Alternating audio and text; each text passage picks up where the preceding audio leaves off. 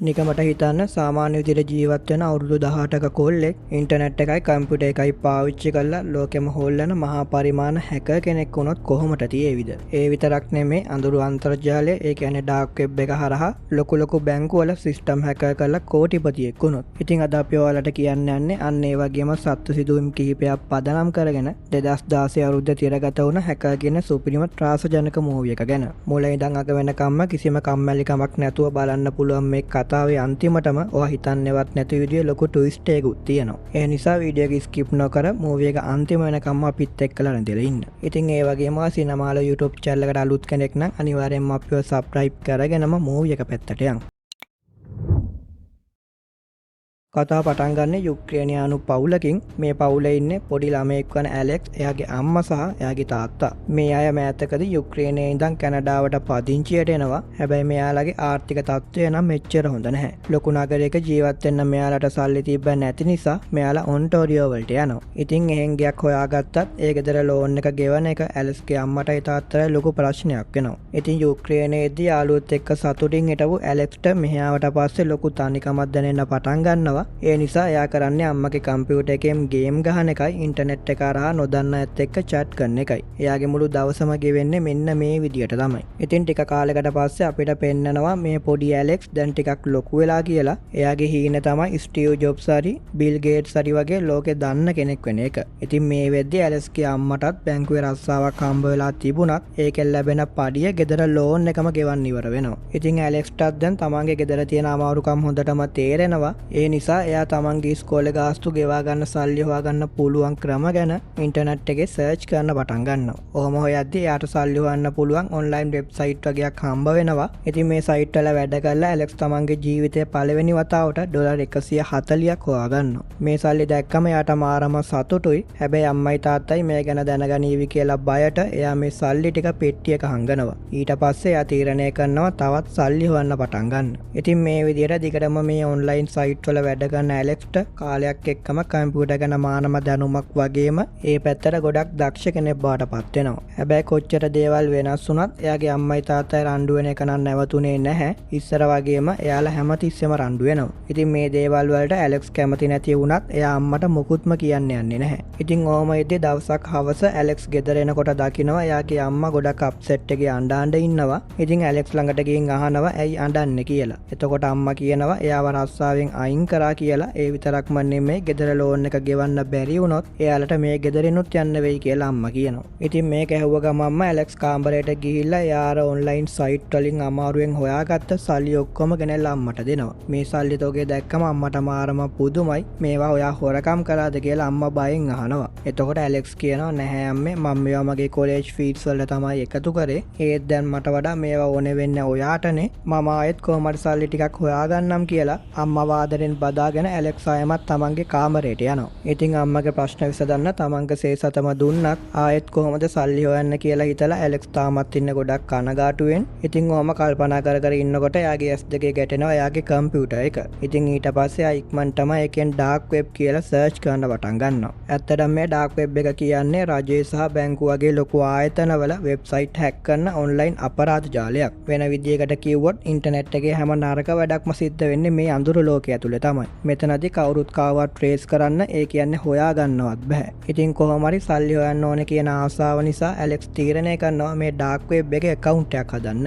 හැබැයි එයා මේකේ තියෙන group එකකට join වෙන්න හැදුවම එයාලා ඇලෙක්ස්ට මුලින්ම පවරනවා එක නීති විරෝධී වැඩක්. ඒක තමයි කාගේ හරි credit card number එකක් හොරකම් කරන එක. ඉතින් මේක හැවුව ගමම ඇලෙක්ස්ට එකපාරටම මතක් වෙන්නේ එයාගේ කොලෙජ් එකේ ඉන්න ජෙරීව. ජෙරී කියන්නේ හරිම උඩඟු ඒ වගේම අනිත් අයට නිතරම හිරිය අරගන්න කෙනෙක්. ඉතින් මේ වෙලාවේදී ඇලෙක්ස් තීරණය කරනවා තමන්ගේ පළවෙනි ගොදුර විදිහට ජෙරීව තෝරගන්න. ඉතින් ඇලෙක්ස් දන්නවා ජෙරී බොඩි බිල්ඩින් සප්ලිමන්ට් පාවිච්චි කරනවායි කියලා. ඒ නිසා එයා සප්ලිමන්ට් විකුණන බොරු වෙබ්සයිට් එකක් හදලා ඒ වගේ ගණන් ගොඩක් අඩුවට දානවා. ඉතින් ජෙරී මේ සයිට් එකට ඇවිත් මේ තරම් අඩුවට සප්ලිමන්ට් තියනවා දැක්කම දෙපාරක් හිතන්නේ නැතුව එයාගේ තාත්තගේ ක්‍රෙඩිට් කාඩ් එකෙන් මේවා ඕඩර් කරන්න පටන් ගන්නවා. ඊට පස්සේ ඇලෙක්ස් කරන්නේ ඒ ක්‍රෙඩිට් කාඩ් එකේ තියෙන විස්තර ටික ඩාර්ක් වෙබ් එකේ ඉන්න මෙම්බර් කෙනෙක්ට යවන එක. මේකෙන් පස්සේ ඩාර්ක් වෙබ් එක ඇතුලේ ඇලෙක්ස්ගේ රෑන්ක් එක ටිකක් ඉහළට ගිහින් එයාට සෝල්ජර් කියන තත්ත්වය ලැබෙනවා. ඒ කියන්නේ එයාට දැන් ඩාර්ක් වෙබ් එක ඇතුලේ තියෙන සමහර දේවල් පාවිච්චි කරන්න අවසර තියෙනවා. ඉතින් ඊට පස්සේ ඇලෙක්ස් ඩාර්ක් වෙබ් එකේ ඉන්න රොබර්ට් කෙනෙක්ගෙන් අහනවා ඉක්මනටම සල්ලි හොයන්න පුළුවන් තවත් ක්‍රම ගැන. ඉතින් මේ වෙලාවේදී රොබර්ට් උදව් ගන්න කැමති වුණත් එයා පොඩි අනතුරු ඇඟීමක් දෙනවා. මම උදව් කරන්නම් හැබැයි ඒවා මාට්ටු උන සම්පූර්ණයෙන්ම වගකීම වාගේ කියලා. ඉතින් ඇලෙක්ස් මේකට කැමති වෙනවා. ඊට පස්සේ රොබර්ට් ඇලෙක්ස්ට ලැප්ටොප් දෙකක් කුරිය කරලා කියනවා මේවා විකුණලා ලැබෙන සල්ලි අපි හරියටම භාගේ බෙදාගමු කියලා. ඉතින් පහුවදාම ඇලෙක්ස් ලැප්ටොප් දෙක විකුණලා රොබර්ට්ගේ කොටස එයාට යවනවා. ඒ වගේම තමන්ට ලැබුණ ලාභෙන් එයා අලුත්ම ලැප්ටොප් එකකුත් ගන්නවා. මේ විදිහට රොබර්ට් අනුන්ගේ ක්‍රෙඩිට් කාඩ් වලින් ගන්න ෆෝන්, ජුවලරි, ලැප්ටොප් වගේ දේවල් දිගටම ඇලෙක්ස්ට එවනවා විකුණන්න. මේ දෙන්න එකතු වෙලා දැන් ලොකු ගාණක් හොයනවා. ඉතින් මේ අතරම ඇලෙක්ස් කරන්නේ සිකියුරිටි අඩු ලේසියෙන්ම හැක් කරන්න පුළුවන් shopping website හැක් කරලා ඒ වගේ තියෙන ක්‍රෙඩිට් කාඩ් විස්තර ඩාර්ක් වෙබ් එකේ විකුණන එක. ඉතින් මේ විදිහට වැඩ කළා සති දෙකක් වගේ පොඩි කාලෙකින් තමන්ගේ ඉස්කෝලේ වැඩවලට ඇලෙක්ස් ඩොලර් 30000ක් හොයා ගන්නවා. හැබැයි දැන් ඇලෙක්ස්ට පොඩි ප්‍රශ්නයක් එනවා. මේ වගේ මිලාදික බඩු මේ පොඩි ටවුන් එකේ ඉන්න මිනිස්සුන්ට විකුණන්න ලේසි වෙන්නේ නැහැ. මොකද එයාලට මේවා ගන්න සල්ලි නැහැ. ඒ නිසා එයා තීරණය කරනවා වෙන ලොකු නගරයකට යන්න. මේ ප්‍රශ්න නිසා ඇලෙක්ස් අම්මටයි තාත්තටයි බොරුවට කියනවා එයාට වැඩිදුර ඉගෙන ගන්න ටොරන්ටෝ වලට යන්න ඕනේ කියලා. ඉතින් අම්මයි තාත්තයි මේකට කැමති වෙනවා. ඒ වගේම පහුවදාම ඇලෙක්ස් ටොරන්ටෝ වලට යන්න පිටත් වෙනවා. එහෙ ගිහින් ඇලෙක්ස් අර ක්‍රෙඩිට් කාඩ් වලින් ගත්ත රොලෙක්ස් ඔරලෝසු ටික කඩවලට විකුණන්න හැදුවත් කිසිම කඩකාරයෙක් මේවා ගන්න කැමති වෙන්නේ නැහැ. ඔහොම ඇලෙක්ස් එක කඩයකින් එළියට එද්දි කඩේ ඇතුලේ ඉඳන් ඇලෙක්ස් දිහා බලාගෙන හිටපු කෙනෙක් එයාගේ පස්සෙන් එනවා.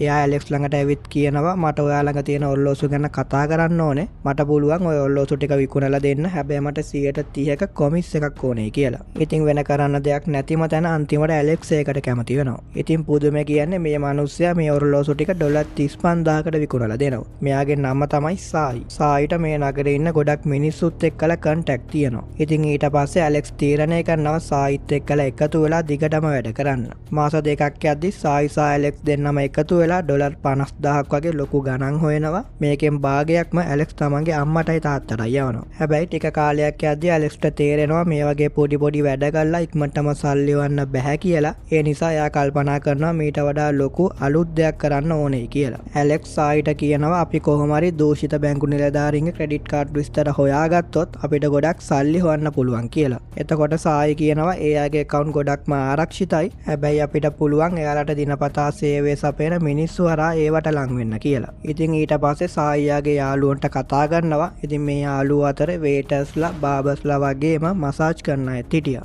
ඉතින් මේ අය අර වැරදි විදියට සල්ලි වන බැංකු කාර්යයන්ගේ ක්‍රෙඩිට් කාඩ් විස්තර ටික හොර රහසෙම සායිට ගෙනත් දෙනවා. ඉතින් ඇලෙක්ස්ට මේ විස්තර ලැබුණ ගමන්ම එයා ඒවා පාවිච්චි කරලා ලොකු සල්ලි ගාණක් හොයනවා විතරක්ම නෙමෙයි සායිගේ කොටසත් වෙලාවටම දෙනවා. ඉතින් මේ අතරතුර දවසක සායිගේ යාළුවෙක් එයාට ගෙනත් දෙනවා ගොඩක් ලොකු බිස්නස්මන් කෙනෙක්ගේ ඉන්ෆිනිටි කාඩ් එක විස්තර. හැබැයි මේක දැක්ක ගමන්ම ඇලෙක්ස් කියනවා අපිට මේ කාඩ් එකෙන් සල්ලි ගන්න බෑ. මොකද මේ කාඩ් එකේ සල්ලි ගන්න එක ගොඩක්ම භයානක වෙන්න පුළුවන් කියලා. හැබැයි සායි කියනවා මේ මිනිස්සයා ළඟ සල්ලි කොච්චර තියෙනවද කියනවා නම් අපි මේකෙන් ඩොලර් ටිකක් ගත්තා කියලා එයාට දැනෙන්නේවත් නැහැ. අනික අපි මේක පාවිච්චි කරන්න එකපාරයිනේ කියලා. ඉතින් මේක අහලා ඇලෙක්ස් කැමති වෙනවා ATM එකකින් සල්ලි ටිකක් ගන්න. ඉතින් ඔහම යනකොට දවසක් ඇලෙක්ස් ඩාර්ක් වෙබ් එකේ තියෙන සිකියුරිටි අඩු බැංකු වල ලිස්ට් එකක් චෙක් කර ඉන්නවා. පුදුමයකට වගේ මේ ලිස්ට් එකේ තියෙනවා එයාගේ අම්මව රස්සාවෙන් අයින් කරපු ඒ වගේම එයාගේ ගෙදර ලෝන් එක තියෙන බැංකුවක්. ඉතින් ඇලෙක්ස්ට කොහොම හරි ඕනේ වෙලා තිබුණේ මේ බැංකුවෙන් පලි ගන්න. ඉතින් එයා සායිගෙන් උදව් ඉල්ලනවා මේ බැංකුවේ සිස්ටම් එක සති ගාණක් වැඩ කරන්නේ නැති වෙන්න ක්‍රෑෂ් කරන්න. ඉතින් ඒ වෙලාවේදී සායි යනවා හරි හැබැයි මේකෙන් අපි කොහොමද සල්ලි හොයන්නේ කියලා. ඒ වෙලාවේදී ඇලෙක්ස් කියනවා හැමදේම සල්ලි නෙවෙයි මේක මගේ පෞද්ගලික ප්‍රශ්නයක් කියලා. ඉතින් ඊට පස්සේ අපිට පෙන්නනවා ඇලෙක්ස් සාමාන්‍ය කස්ටමර් කෙනෙක් විදිහට මේ බැංකුව ඇතුළට යනවා. ගිහින් එතන තියෙන පෑන් හෝල්ඩ් එකක් බිමට වට්ටලා ඒක අහුලන ගමන් හොරෙන්ම එයාගේ USB පෙන් එක එතන තියෙන CPU එකකට ගහනවා. ඉතින් එතන ඉන්න සේවිකාව ඇලෙක්ස්ගේ account එක හදන ගමන් ඉද්දිම අර පෙන් එක ගහපු නිසා කම්පියුටර් එකේ එක Windows pop up වෙන්න පටන් ගන්නවා. ඉතින් මේක දැකපු ගමන්ම ඇලෙක්ස් කියනවා දැන් කොහොමත් ලන්ච් ටයිම් එකනේ මම ටිකකින් එන්නම් කියලා ඉක්මනටම එතනින් මාරු වෙන්න හදනවා. හැබැයි එළියට යන්න හදද්දිම බැංකුවේ සිකියුරිටි ගාඩ් කෙනෙක් ඇවිල්ලා එයාව අල්ලගෙන එතනින් එක්කන් යනවා. ඉතින් මේ වෙලාව වෙනකොට ඇලෙක්ස්ව දාලා තියෙන කන්ෆරන්ස් රූම් එකකට. එතනට එනවා බැංකුවේ සිකියුරිටි හෙඩ් වෙන ක්‍රිස්. එයා පෙන් ඩ්‍රයිව් එක ගැන ඇහුවත් ඇලෙක්ස් මේ වෙලාවේ නම් කිසිම දෙයක් කියන්නේ නැහැ. ඇලෙක්ස් මොකුත්ම නොකියන නිසා ක්‍රිස් තීරණය කරනවා එයාව අත්අඩංගුවට ගන්න පොලිසියට කතා කරන්න. ඒ වෙලාවේදී ඇලෙක්ස් කලබල වෙලා කියනවා පොලිසියට කතා කරන්න එපා, මම මෙහෙට ආවේ හොරකම් කරන්න නෙමෙයි, මේක නිකම්ම ප්‍රෑන්ක් එකක් විතරයි කියලා. ඉතින් ඊට පස්සේ ඇලෙක්ස් ක්‍රිස්ට කියනවා ඔයාගේ සිකියුරිටි සිස්ටම් එකේ ගොඩක් දුර්වලකම් තියෙනවා, ෆයර්වෝල් එක උනත් ගොඩක් පරණයි, මම හදපු සොෆ්ට්වෙයාර් එකෙන් ඔයාගේ සිස්ටම් එකට ලේසියෙන්ම ඇතුළු වෙන්න පුළුවන් වුණා. අවුරුදු 18ක කොල්ලෙක් ඔයාගේ බැංකු සිස්ටම් එක කඩලා ඔක්කොම විස්තර හොරකම් කළා කිව්වොත් ඒක අහන්න ලැජ්ජයි නේද? ඒ වගේම ඒකෙන් බැංකුවේ තියෙන නමත් කැත වෙනවයි කියලා. ඉතින් ඒකම ඇලෙක්ස් ක්‍රිස්ට ලොකු යෝජනාවක් කරනවා, මම නොමිලේම ඔයාගේ සිස්ටම් එක අප්ඩේට් කරලා දෙන්නම්, අනාගතයේදී ආයෙ කාටවත්ම හැක් කරන්න බැරි වෙන්න, හැබැයි ඒ වෙනුවට ඔයා මටයි සායිටයි මෙතනින් යන්න දෙන්න ඕනේ කියලා. ඉතින් ඊට පස්සේ ක්‍රිස් මේකට කැමති වෙලා ඇලෙක්ස්ටයි සායිටයි එතනින් යන්න දෙනවා. හැබැයි කොහොම හරි ඩාර්ක් වෙබ් එකේ හැමෝම දැනගන්නවා ඇලෙක්ස් අද බැංකුවක් හැක් කරන්න ගියා කියලා. මේ වැඩේ නිසා ඩාර්ක් වෙබ් එකේ ඉන්න හැමෝම ඇලෙක්ස් ගැන ගොඩක් පැහැදෙනවා. ඒ විතරක්ම නෙමෙයි ඩාර්ක් වෙබ් එකේ ප්‍රධාන ලොක්කා වෙන ඉසෙට් පවා ඇලෙක්ස්ගේ වැඩේ ගැන පැහැදෙනවා. ඒ විතරක්ම නෙමෙයි එයා මෙයාට මැසේජ් එකකුත් දාලා සුබපතනවා. ඉතින් ඉසෙට්ගේ නොටිෆිකේෂන් එක දැක්කම ඇලෙක්ස්ට මාරම සතුටුයි. මොකද මේ ඉසෙට් කියන්නේ ඩාර්ක් වෙබ් එකේ ඉන්න ලොකුම හැකර්. ඉතින් පහුවදා උදේ ඇලෙක්ස් සායිටත් මේ ගැන කිය ඉසෙට්ගේ මැසේජ් එක පෙන්න ඉන්නකොට එයාලා දකිනවා තව මැසේජ් එකක් ඇවිල්ලා තියෙනවා. ඒකේ වෙලා තිබුණේ කීරා කියන ගෑනු ළමයි. එයාත් මේ ඩාර්ක් වෙබ් එකට සම්බන්ධ කෙනෙක් වගේම කීරා ඇලෙක්ස්ව හම්බ වෙන්න ඕනේ කියලාත් කතා කරනවා. ඉතින් එතනදී ඇලෙක්ස් කීරාට යෝජනා කරනවා එයාලත් එක්කලා එකතු වෙලා වැඩ කරන්න එන්න කියලා. ඉතින් කීරාත් මේකට කැමති වෙලා දැන් මේ තුන් දෙනාම එකට තමයි වැඩ ගන්න පටන් ගන්නෙ. මේ අතරතුර කීරා එයාලට පෙන්නනවා ඩුප්ලිකේට් ක්‍රෙඩිට් කාඩ් print කරන්න පුළුවන් අලුත්ම මැෂින් එකක්. දැන් මේ තුන් දෙනා කරන්නේ එයාලගේ පරණ මෙම්බර්ස්ලා රා සල්ලි තියෙන පොසත් අයගේ ක්‍රෙඩිට් කාඩ් විස්තර අරගෙන ඒවායින් ඩුප්ලිකේට් කාඩ් හදලා ඒ හරහා ගොඩක් ගණන් වාහන රත්තරන් බඩු වගේ දේවල් ගන්න එකයි. කීරා මේවා ඉක්මනටම වෙන අයට විකුණලා දානවා. ඉතින් මේ විදියට මෙයාලා තුන්දෙනා සෑහෙන සල්ලි හොයන්න පටන් ගන්නවා. හොයන සල්ලි ඔක්කොම මෙයාලා එකතු කරන්නේ බිට්කොයින් විදියට එයාලගේ ඩිජිටල් වොලට් එක. ඉතින් බිට්කොයින් කියන්නේ සාමාන්‍ය සල්ලි වගේ ට්‍රේස් කරන්න බැරි, ඒ කියන්නේ හොයන්න බැරි ක්‍රිප්ටෝ කරන්සි එකක්. ලෝකේ පුරාම තියෙන නීති විරෝධී වැඩවලට මේවා ගොඩක්ම පාවිච්චි වෙනවා. ඉතින් කොහොම හරි මේ විදියට බඩු අරගෙන විකුණලා මෙයාලා ලොකු සල්ලි කන්දරාවක් එකතු කරගන්නවා. ඉතින් මේ බඩු ගන්න කස්ටමර්ස්ලව හොයාගෙන එන එක කීරාගේ වගකීමක්. හැබැයි මෙයාලා දන්නේ නැහැ කීරා කොහොමද මේ බඩු ගන්න කස්ටමර්ස්ලව, ඒ කියන්නේ බයර්ස්ලව හොයාගන්නේ කියලා. ඉතින් ඊට පස්සේ ඇලෙක්ස් සායි මේ ගැන කීරාගෙන් ඇහුවම එයා කියන්නේ එයාගේ අංකල් කෙනෙක් තමයි මේ කට්ටියව හොයලා දෙන්නේ කියලා. හැබැයි සායිට මේ කතාව නම් වැඩි විශ්වාස නැහැ. සායි ඇලෙක්ස්ට කියනවා මෙයාට අංකලුත් එක්කලා එකතු වෙලා මේ වැඩේ කරන්න පුළුවන් නම් ඇයි අපි ඕනේ වෙන්නේ කියලා. ඒත් ඇලෙක්ස්ට ඒක වැඩි ගාණක් වෙන්නේ නැහැ. ඉතින් ඊට පස්සේ දවසේ කීරා තවත් ලොකු ඩීල් එකක් කරන්න යනවා. ඉතින් මෙතනදී සායි කීරාගෙන් කස්ටමර්ගේ විස්තර ඉල්ලනවා. ඉතින් මේකත් එක්කම මෙයාලා තුන්දෙනා අතරේ ලොකු බහිම්බස් වීමක් ඇති වෙනවා. මේක දැකලා අර බඩු ගන්න ආපු ක්ලයන්ට් ඇත්තටම මෙයා පාතාලේ කෙනෙක්. එයා තමන්ගේ තුවක්කුව ඇදලා මෙයාලට දික් කරනවා. ආයෙ කවදා හරි මේ පැත්තේ බඩු විකුණන්න ආවොත් උඹලා තුන්දෙනාම මරලා දානවයි කියලා තර්ජනය කරනවා. ඉතින් මේ සිද්ධියෙන් පස්සේ කීරාගේ අදහසකට අනුව මෙයාලා තුන්දෙනාම හොංකොං වලට යනවා. හොංකොං වලට ගියාට පස්සෙත් මෙයාලා අර ෆේක් ක්‍රෙඩිට් කාඩ් වලින් දිගටම shopping කරන්න ගණන් නවත්තන්නේ නැහැ. මාට්ටුවේ කියලා පොඩි බයකුත් හිතේ කොනක තිබුණත් මෙයාලා වෙනස් තැන් වලට ගිහිල්ලා බඩු අරන් විකුණන එක දිගටම කරගෙන යනවා. ඉතින් ඔහම ඉන්නකොට මේගොල්ලෝ එක දවසක් රෑ නයිට් ක්ලබ් එකකට යනවා. එතනදී සායි වෙන කොල්ලෙක් එක්ක රණ්ඩුවකට පැටලෙනවා. අන්තිමේදී පොලිසියෙන් ඇවිල්ලා ඇලෙක්ස්යි සායිවයි අත්අඩංගුවට අරන් පොලිසියට අරගෙන යනවා. හැබැයි කීරා එයාගේ අංකල්ගේ උදව්වෙන් කොහොම හරි මේ දෙන්නව නිදහස් කරගන්නවා. ඉතින් පහුවදා සායි ඇවිත් මේ දෙන්නගෙන් සමාව ගන්නවා. ඒකම එයා ලොකු සල්ලි තොගයකුත් පෙන්නනවා. කොහෙන්ද මේ සල්ලි කියලා ඇලෙක්ස් ඇහුවම සායි පෙන්නනවා අර ලොකු බිස්නස්මන්ගේ ඉන්ෆිනිටි කාඩ් එක. ඉතින් මතකයිනේ මෙයාලා කතා වුණේ එකපාරක් විතරයි ඒක පාවිච්චි කරන්න කියලා. හැබැයි සායි මේ කාඩ් එකෙන් ගොඩක් බඩු අරන් ඒවා විකුණලා තමයි මේ සල්ලි හොයලා තියෙන්නේ. මේක දැනගත්තම ඇලෙක්ස් හොඳටම කේන්ති යනවා වගේම එයා සෑහෙන්න බය වෙනවා. පොලිසියෙන් අපිව ට්‍රේස් කරයි කියලා ඇලෙක්ස් කෑ ගහනවා. ඒත් සායි කියනවා බය වෙන්න එපා, මම ගිය මගේ ස්වරූපය සම්පූර්ණයෙන්ම වෙනස් කරගෙන කියලා. ඉතින් මේ ප්‍රශ්න නිසා දැන් මේ දෙන්න අතර ලොකු රණ්ඩුවක් ඇති වෙලා තමයි තියෙන්නේ. ඉතින් මේ රණ්ඩුව දුර දිග ගිහිල්ලා ඇලෙක්ස් සායිට කියනවා ආයෙත් ටොරන්ටෝ වලටම යන්න කියලා. හැබැයි සායි ගියාට පස්සේ ඇලෙක්ස්ට තේරෙනවා තමන් අතින් ලොකු වැරද්දක් වුණා කියලා. ඒත් ඒ වෙද්දි ගොඩක් පරක්කු වැඩි. ඉතින් ඊට පස්සේ අපි දකිනවා ඇලෙක්ස් සහ කීරා හොංකොං වල එක ATM මැෂින් වලින් ඩොලර් මිලියන 2.3ක් විතර සල්ලි අදිනවා. ඒ වගේම හැම ATM එකක් උඩම අර ඩාර්ක් වෙබ් එකේ කාඩ් එකක් තියලා යනවා. ටික වෙලාවකින් මේ නිවුස් එක TV channel වලට යනවා. ඒකේ කියන්නේ ඉසෙට් කියන හැකර් මේ සල්ලි ඉස්සුවයි කියලා. ඉතින් මේ නිවුස් එක දැක්කට පස්සේ ඇලෙක්ස්ටයි කීරටයි මාරම සතුටුයි. හැබැයි දැන් කීරා තීරණය කරනවා මේ වැඩ තවත් කරන්නේ නැහැ කියලා. මොකද හොඳ ජීවිතයක් ගත කරන්න ඕන තරම් සල්ලි දැන් මෙයා ළඟ තියෙනවා. හැබැයි ඇලෙක්ස් නම් මේකට පොඩ්ඩක්වත් කැමති වෙන්නේ නැහැ. මොකද එයාට තවත් සල්ලි ඕනේ. ඉතින් ඔන්න ඔය අතරම ඇලෙක්ස්ට ඉසෙට්ගෙන් මැසේජ් එකක් එනවා. එයා මේ කරපු වැඩේට සුබපතලා ඇලෙක්ස්ව ඩාර්ක් වෙබ් එකේ අන්ඩර් බොස් ඒ කියන්නේ දෙවනියා බවට පත් කරනවා. ඉතින් මේකත් එක්කම ඇලෙක්ස් ඉසෙට්ව හම්බ වෙන්න ආසාවෙන් අහනවා. ඒ වගේම එයා ඉසෙට්ට කියනවා එයාලා දෙන්නටම බිලියන ගාණක් හොයන්න පුළුවන් ප්ලෑන් එකක් එයා ළඟ තියෙනවායි කියලා. ඉතින් මේක අහලා ඇලෙක්ස්ව හම්බ වෙන්න කැමති වෙනවා. පහුවදා එයාලට ලොකේෂන් එකකට එන්න කියලා කියනවා. ඉතින් පහුවදා මේ දෙන්න ඉසෙට් කියපු දැනට යනවා. හැබැයි ඉසෙට්ව දැක්ක ගමම මේ දෙන්න පුදුම වෙලා වගේ ගල් ගහනවා. මොකද ඩාර්ක් වෙබ් එක හොල්ලන මේ ලොකු හැකර් ඉසෙට් හිටියේ රෝද පුටුවක. එයාගේ මූණත් සම්පූර්ණයෙන්ම පිච්චිලා ගිහින් තමයි තිබුණේ. ඉතින් ඉසෙට් මෙයාලගේ ප්ලෑන් එක ගැන අහනවා. ඒ ගමම්ම ඇලෙක්ස්ට දරුණු අනතුරු ඇඟවීමක් දෙනවා. ඔයා පොඩි හරි වැරද්දක් කළොත් ඔයාවයි ඔයාගේ මුළු පවුලේ අයමයි මරලා දානවයි කියලා. ඉතින් ඊට පස්සේ ඇලෙක්ස් තමන්ගේ ප්ලෑන් එක ඉසෙට්ට කියනවා. ඒ කියලා ඉවර වෙලා කීරවත් එක්කගෙන එතනින් එනවා. ඉතින් ඔහොම එද්දි ඇලෙක්ස්ට සායිගෙන් කෝල් එකක් එනවා. සායි සමාව අරගෙන කියනවා මම ආයෙමත් හොංකොං වලට ආවා. මම හොටෙල් කාමරයක ඔයා එනකම් බලාගෙන ඉන්නවයි කියලා. ඉතින් මේක අහලා ඇලෙක්ස්ත් සායිව හම්බෙන්න යන්න කැමති වෙනවා. හැබැයි ඇලෙක්ස් හෝටලයට යද්දි එතන තියෙන්නේ සායිගේ මල සිරුර.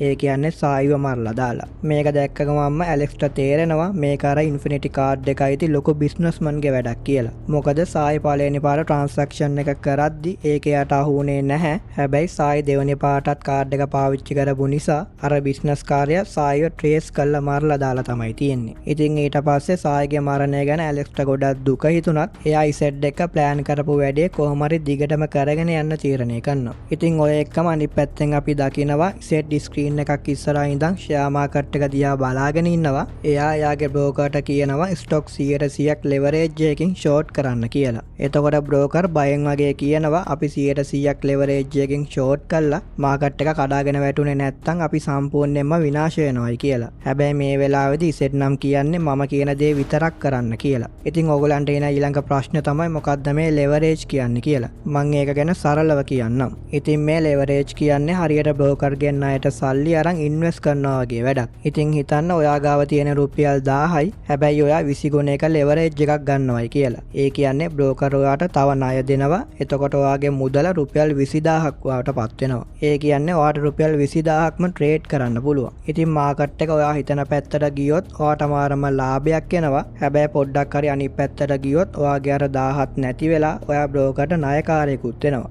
අන්න ඒක නිසා තමයි බ්‍රෝකර් මේ වෙලාවේදී බය වුනේ. ඉතින් දැන් අපි ආයමත් කතා පැත්තට ආවොත් ඇලෙක්ස් කීරා සහ එයාගේ කට්ටියම දැන් ඇහැ ගහගෙන ඉන්නේ ෆෙඩරල් රිසර්ව් බැංක් එකේ සභාපති ඒ කියන්නේ චාමන්ගේ ගමන් බිමන් ගැන. ඉතින් ඔහොම ඉද්දි එකපාරටම කවුරු හරි කෙනෙක් චාමන්ට වෙඩි තියනවා. ඉතින් ඒ වෙලාවෙම ඇලෙක්සුයි කීරායි ලෝකේ පුරාම නිවුස් එකක් යවනවා ෆෙඩරල් රිසර්ව් බැංක් එකේ සභාපති ඒ කියන්නේ චාමන්ව ඝාතනය කළයි කියලා. ටික වෙලාවකින් මේ නිවුස් එක හැමතැනම පැතිරිලා ගිහිල්ලා ස්ටොක් මාකට් එකේ ලොකු කලබලයක් ඇති වෙනවා. ලොකු ඉන්වෙස්ටර්ස්ලා බයටම තමන්ගේ සල්ලි ඔක්කොම මාකට් එකෙන් අදින්න පටන් ගන්නවා. ඉතින් මේ සිදුවීම නිසා සම්පූර්ණයෙන්ම ස්ටොක් මාකට් එක කඩාගෙන වැටෙනවා. ඉතින් මාකට් එක කඩාගෙන වැටෙනවයි කියලා ෂෝට් කරපු ඉසෙට්ට මේකෙන් ඩොලර් බිලියන ගානක ලොකු ලාභයක් හම්බ වෙනවා. හැබැයි අනිත් පැත්තෙන් අපි දකිනවා ඇත්තම සභාපතිව එයා ඇත්තටම ඉන්නේ කැලේක දඩයම් කර.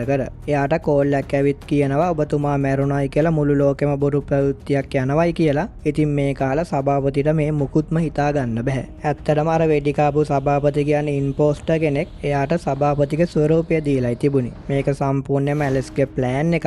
ඉතින් එයාට ඕනේ උනේ සභාපති මැරුණයි කියලා බොරු ප්‍රවෘත්තියක් යවලා මාකට් එක සම්පූර්ණයෙන්ම ක්‍රෑෂ් කරලා කෝටි ගාණක් හොයාගන්න එක. ඉතින් ඊට පස්සේ වැඩේ සාර්ථක වුණාට පස්සේ ඇලෙක්සොයි කීරයි එතනින් පැන ගන්න හදද්දිම එකපාරටම එතනට එන මිනිස්සු දෙන්නෙක් මේ දෙන්නව සිහි නැති කරලා එතනින් අරගෙන යනවා. ඉතින් ඊට පස්සේ ඇලෙක්ස්ට සීයේදී එයා මුලින්ම අහන්නේ කීරා ගැන. ඒත් කිසිම උත්තරයක් එයාට ලැබෙන්නේ නැහැ. ඉතින් ඔය එක්කම අර මිනිස්සුන්ට කෝල් එකක් එනවා ඇලෙක්ස් දැන් අතාරින්න කියලා. ඒ පාර ඒ මිනිස්සු ටික ඇලෙක්ස්ට ආයමත් සිහි නැති වෙන ඉන්ජෙක්ෂන් එකක් ගහලා එතනින් යනවා. ඉතින් ඇලෙක්ස් ආයෙත් ඇස්සරලා බලනකොට එතන කීරත් නැහැ. ඒ වගේ මෙයාගේ බඩු මුට්ටුත් මුකුත්ම නැහැ. ඉතින් ඇලෙක්ස්ට දැන් මාරම අප්සෙට්. එයා තීරණය කරනවා කීරව හොයාගෙන බැංකුවට බැංකොක් වලට යන්න. මොකද කීරා හැමදාම යන්න ආසාවෙන් හිටියේ ඇලෙක්ස් බැංකොක් වලට ගිහිල්ලා කීරා යන්න ආස කරපු හැමතැනටම ගිහිල්ලා හෙව්වත් එයාව හොයාගන්න හම්බ වෙන්නේ නැහැ. ඉතින් කිසිම දෙයක් කරන්න බැරුව හොඳටම මහන්සි වෙලා ඉන්න ඇලෙක්ස් අන්තිමටම සයිබර් කැෆේ එකට යනවා. එයා එතනදී ඩාර්ක් වෙබ් එකට යන්න හැදුවත් ඒක දැන් බ්ලොක් කරලා. ඒ විතරක්ම නෙමෙයි නිවුස් වල යනවා ඉසෙඩ්ව පොලිසියෙන් අල්ලගත්තා කියලත් ඒ වගේම කීරා මැරුණා කියලත්. ඉතින් මේ වෙලාවේදී ඇලෙක්ස්ට හිතා ගන්න බැහැ මේ මොකද්ද වෙන්නේ කියලා. එයා හිතනවා කීරාගේ වෙබ්සයිට් එකේ මොකක් හරි සාක්ෂියක් ඇති කියලා. හැබැයි එයා ඒ පේජ් එක ඕපන් කරද්දිම